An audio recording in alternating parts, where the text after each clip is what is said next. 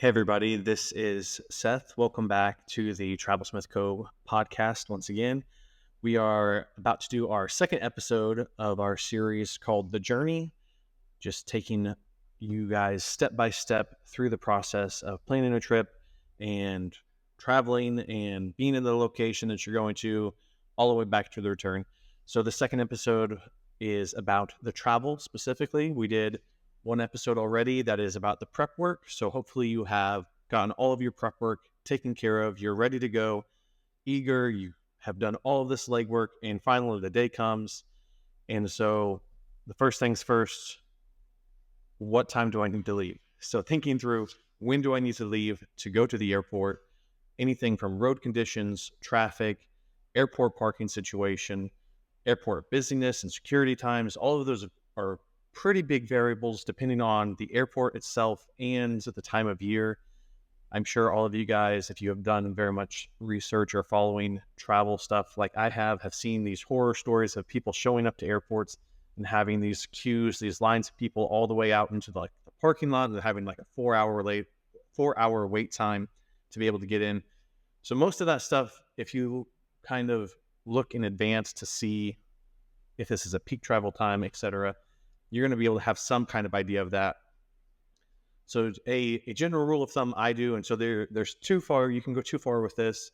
I generally say I would rather be an hour early than 5 minutes late. Now, some people go a little too far with this and would rather be 5 hours early than 5 minutes late. There's a balance there. You don't necessarily want to be sitting in the airport for all of that time, but just planning through, thinking through, how am I going to get to the airport and what time do I need to leave?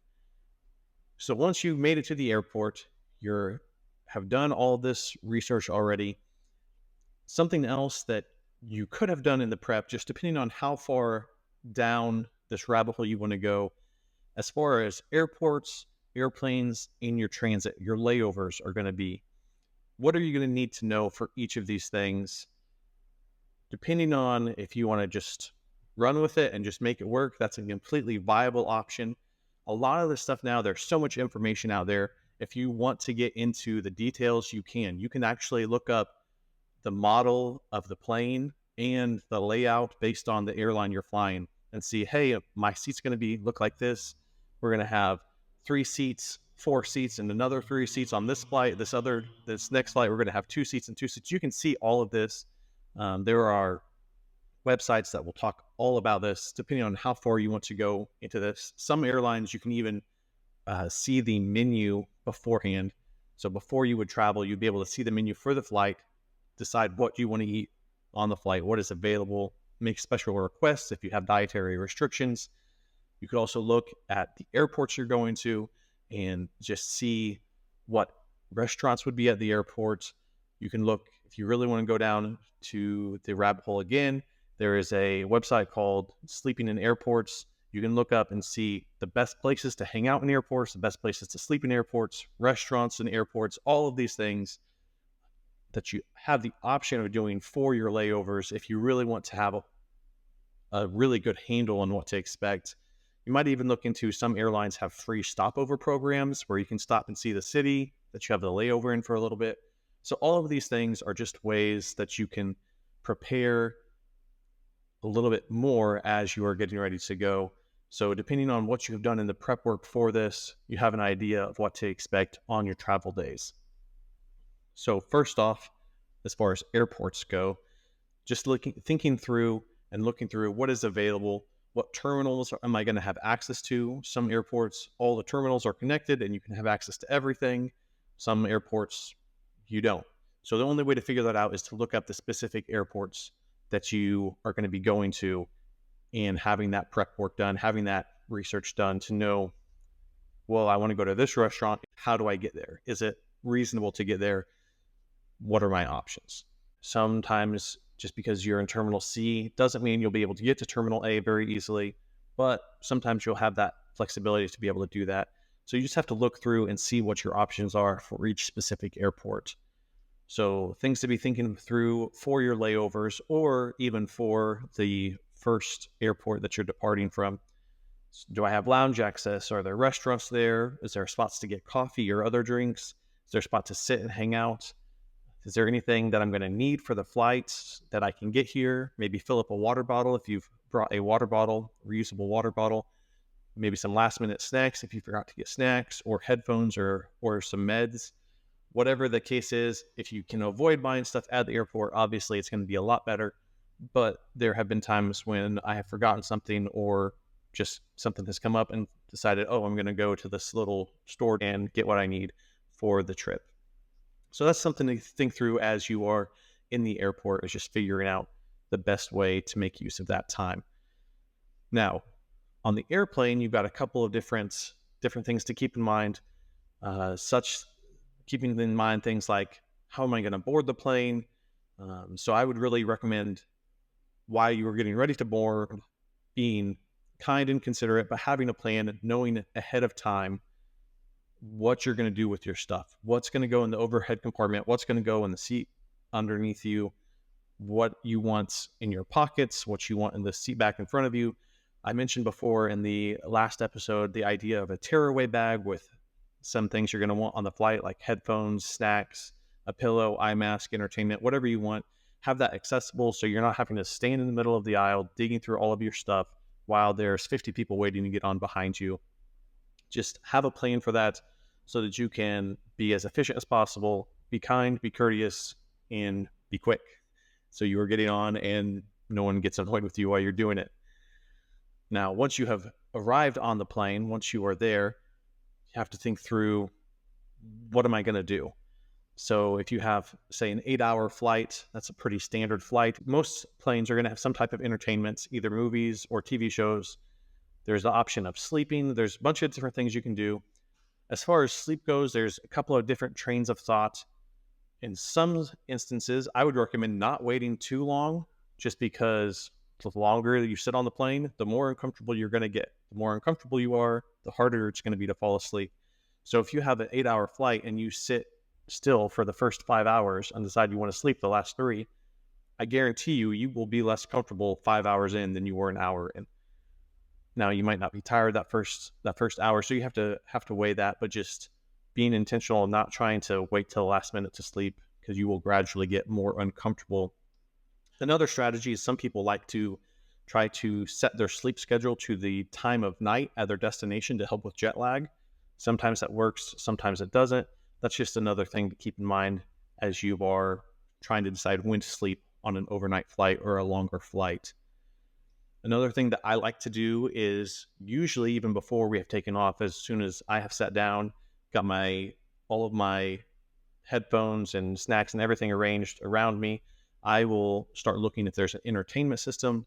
I kind of set up a list of movies, TV shows that I would be interested in watching, or have some interest at least, just so I have some options later on, so that later on in the flight, if I don't feel like browsing through everything, I have half a dozen, 8 options. I'm not going to watch all of them, but if I do a quick perusal while I'm still fresh, first getting on the plane, seems to help me personally a little better to not have to make all of those decisions later on about what I'm going to try to watch. Other options of things you can do, depending on your personality and just what you like to do for entertainment, you can either listen to or read a book. So that's a good way of doing it. Depending on if you get motion sickness, I want to recommend you read a book, but listening to a book has been very popular lately. There's all kinds of audiobooks that are available for download, so you won't even have to have Wi-Fi or other type of data connection to be able to use those. Other things that are going to happen on the plane: eating and drinking, stretching, bathroom breaks, hydration. So these are all just various things that aren't necessarily entertainment, but are going to happen at some point. Figuring out when you want to eat and drink on the plane. It can relieve boredom. As bad as that sounds, it is something else to do and break up the monotony a little bit. Stretching is a good thing to do. Just keep the blood flowing, and actually helps you, I believe, get more comfortable. If you've been sitting for a few hours, stretch, walk up and down the aisle, and then a little bit more comfortable when you sit back down. Making sure you figure out your bathroom breaks. You don't want to wait till the very end of the flight, because guess what? All 300 people that are on the flight with you are also going to need to go to the bathroom right at the end of the flight when there's only a few minutes left to land. So try to be intentional beforehand with that. You also want to hydrate using electrolytes.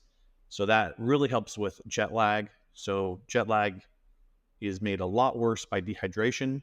So I really like to have some electrolyte drinks that I start drinking even on the plane before I get going to help with jet lag. And so a couple of other jet lag tips, just for all of you guys that maybe have dealt with it and hate it, or have not yet got to have any experience with that. Jet lag starts on the plane. So dehydration plays a really big role in that. So stay hydrated. The plane is set to a low humidity. And then also with how the food tastes, because of the air pressure and different factors in that, airplane food, they use higher amounts of salt in it, so it has more flavor, so you can taste it better. So the airplane has low humidity, the food you're eating has higher salt, and so you get dehydrated. And so you are facing dehydration, which is also a thing that makes jet lag significantly worse. Another option for jet lag I've done a couple of times and has been, in my opinion, the best jet lag prevention technique is a pretty big commitment. So the reason I've only done it a couple of times is because it is a big commitment. It is an 18-hour fast. And so figuring out when you're going to land, and 18 hours before that, don't eat anything. And so the idea is you get to where you're going, you've been fasting for 18 hours, and then whatever the next regular scheduled mealtime in your destination is, you eat that meal together with the people around you, the people that are living there. And that helps your body kind of do a hard reset into the new time zone. Like I said, I've done it a couple of times. I personally thought it's probably the best prevention technique for jet lag I've had, but it's a nuisance because you have to go 18 hours without eating, and you're doing that while you're on a plane. And like I said, it's just an annoying thing to do. Whenever you do arrive, one of the things I always tell people, so I've lived in different parts of the world and have people come visit, and someone will say, oh, well, it's 2 a.m. in America right now. And I always say, no, there is no 2 a.m. in America. It is 9 a.m. everywhere in the world right now. There's only one time zone. Just that mental shift. Don't start comparing what time I think it's, what time my body feels like it is. There is one time zone, and it is where I'm at right now. I mean, there's only so much that's going to get you, but it is a mental trick that can help a little bit as you are adjusting to jet lag. So, a couple of jet lag tips that you start even from the first long flight, or maybe before if you're doing the 18-hour fast. Another option, or another topic, I should say, that we will discuss is transiting or layovers. So knowing your airport in advance is a massive benefit in this. Just like the first airport that you leave from, know the same thing. Know what restaurants are available, coffee shops are available. Is there a Krispy Kreme available? And do I want to take any of these things with me? So I had a time once, I had a layover. There was a Krispy Kreme in, I believe it was Dubai. There's a Krispy Kreme in Dubai. And I was connecting to go see some friends that were living in a place where they couldn't really get donuts or very much Western stuff. And so I got a dozen Krispy Kreme donuts and took them with me to share with my friends that were living there, just as an idea of, hey, something that I can take that's advantageous from this airport and take with me, either for myself or for friends, is just something to look into, to know as you are looking at the airports that you're transiting in and having a layover in. If you have a long layover, you can know what the airport has beforehand, but you also can spend some time exploring it. Something to do, gets you the chance to stretch your legs, to walk around, get some exercise. But you need to know what you're going to need before your next flight, similar to the way that you need to know what you need before your first flight. Do I need to refill a water bottle? Do I need a restroom? Do I need to get a meal? Do I need coffee? What do I need? Just figuring out, how can I get what I need from this airport as I am having my layover. Now, I know a lot of people who hate layovers. I'm not always a big fan of them. However, layovers can be a really good reprieve from the travel, because it's a chance you can stretch your legs, you can get some food that's not from an airplane, you can get some coffee, you can get bathroom that's not cramped, So there's lots of benefits inside of the airports, usually, if you are able to look at it as a positive thing. And so just something to think through, that yes, direct flights are much nicer, but if you have a really long trip, a layover can actually be a worthwhile thing, a chance to take a break from sitting in an airplane seat and go stretch your legs. You might even be able to go see the city depending on how long your layover is, how close it is to the city it's in. I know of lots of people who have had long layovers in Rome, Paris, London, wherever it is, that if you have a very long layover, it's a chance to go see a city for a few hours at pretty low cost. So just trying to view the layover as a benefit and can make a really big difference to your trip. So looking into packing for the road, packing for the travel, thinking through a few different items that you're going to want with you. So you're going to want snacks, you're going to want a water bottle, you're going to want some type of entertainment, you're going to want clothes, and you're going to want something to help you sleep. A lot of these itineraries are going to be anywhere from 10 to 24 hours long, maybe even longer, depending on where you're traveling. But just thinking through, what am I going to need for this trip? So snacks, thinking through, how long am I going to be going between meals? How long do I have layovers? Are there spots where I can get food at these layovers? But just thinking through, will I want to eat what I have available, or will I want to eat snacks that I bring with me? Then also thinking through, are my snacks packable?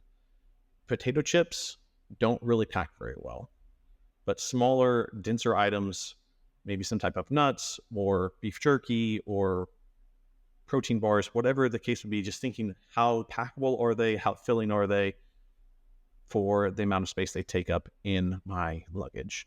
So thinking through what you're going to need for the amount of time you're traveling, and also the wisest kind of snacks to bring. As far as water goes, always bring your own water bottle, something that's reusable. Almost all airports now have places that you can fill up a reusable water bottle. And sure, you could go and buy water bottles at most of them, but you could be spending $5 on a bottle of water, or you could have it for free if you go have your own bottle with you. So even though planes usually have something to drink on them, like I said, dehydration is going to be one of the things that really hurts you with jet lag. So always drink more rather than less, but having your own water bottle with you helps you a lot in that. Always drink more. There is an exception to this. I have in the past, whenever I've been having stomach issues but still had to travel, have implemented a nothing in, nothing out rule.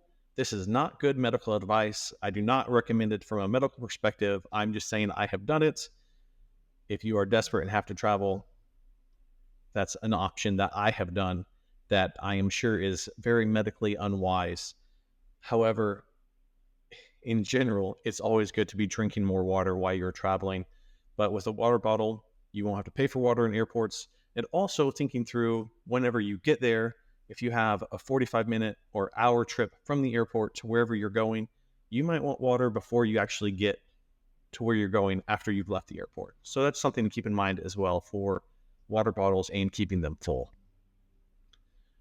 Now, as far as entertainment goes, each individual person is going to be the best expert for themselves, because we all know ourselves, or should hopefully know ourselves, what entertains us. So the idea is, what do you need to not make yourself go crazy while you're waiting? Because travel is a waiting game. You can look up beforehand if your flight has onboard entertainment, what type of entertainment it would have, if it has Wi-Fi, etc. Sometimes they do, but sometimes also those airplane descriptions aren't entirely accurate. So just knowing beforehand what type of entertainment you personally want and how much you will need. If you know that you have traveled a lot and you sleep a lot, great, you might not need as much entertainment. But always have a little bit extra just in case you can't sleep, or you have a little bit extra of a layover, whatever the case may be, something to make yourself not go crazy while you're playing the waiting game that travel is. Now, moving on to clothes. A couple of questions to ask yourself. Are the clothes that I'm wearing comfortable for the trip? So if you're going to be wearing this outfit potentially for the next day to 2 days, if you have a really long trip, Is it comfortable to be in? Are you going to be able to sleep when you're on the plane in them? Are they appropriate? Does it have any words or images on the shirt or pants or whatever it is that maybe it's fine for here, but maybe it would be culturally inappropriate wherever you're going? So thinking through these things, I actually really like to wear shirts that don't have any words or phrases or anything on them, just because it's safer. I know I'm not going to offend somebody with a plain t-shirt, but you can look up and see that if you want, or just play it safe and make sure you wear something that's very low key. Also, are you wearing pajamas? Some people do that. I personally don't tend to wear pajamas while I'm on an airplane or going through international immigration or things like that. Some people do. Once again, that's a personal choice. You also are going to want to make sure you have backup clothes in case you miss a flight, something happens to your flight, and you have to overnight it wherever your transit airport is, wherever you have that layover. Maybe you think you're going to have a 2-hour layover, but guess what? Something changed, and now it's a 24-hour layover. So just thinking through, hey, if I have to have a change of clothes to shower and get fresh clothes on in my hotel, do I have them? So something to change into maybe 2 to 3 days worth is a good rule of thumb to have with you in your carry-on, just to be prepared for the just in case situations. Finally, sleeping items. Sleeping while you're traveling can be really rough. Sleeping on airplanes tends to not be great. No one really ever says, wow, this was the best night of sleep I've ever had. So the question is, how can I make this better? Do I need a pillow? Do I need a special pillow? Some type of travel pillow? Do I need an eye mask? Do I need noise canceling headphones? Do I need a blanket or a hoodie to keep warm? Do any of these things that I have, will they work if I get stuck in an airport for a long layover? Can I use them there? What's going to be the best way to do that? And so thinking through, what is the best chance I have of getting some rest on this really long itinerary? Even if it's a 12-hour itinerary, that's a long time.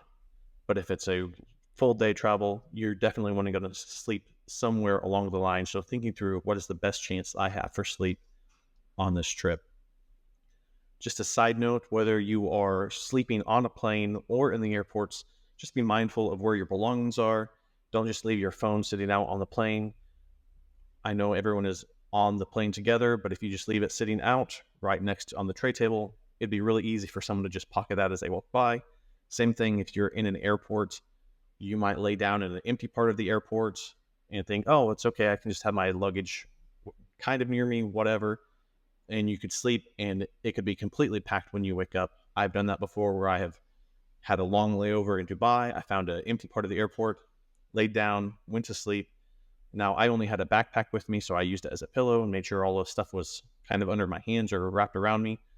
And so nothing was lost in that, but I did wake up in just a crowd of people completely around me.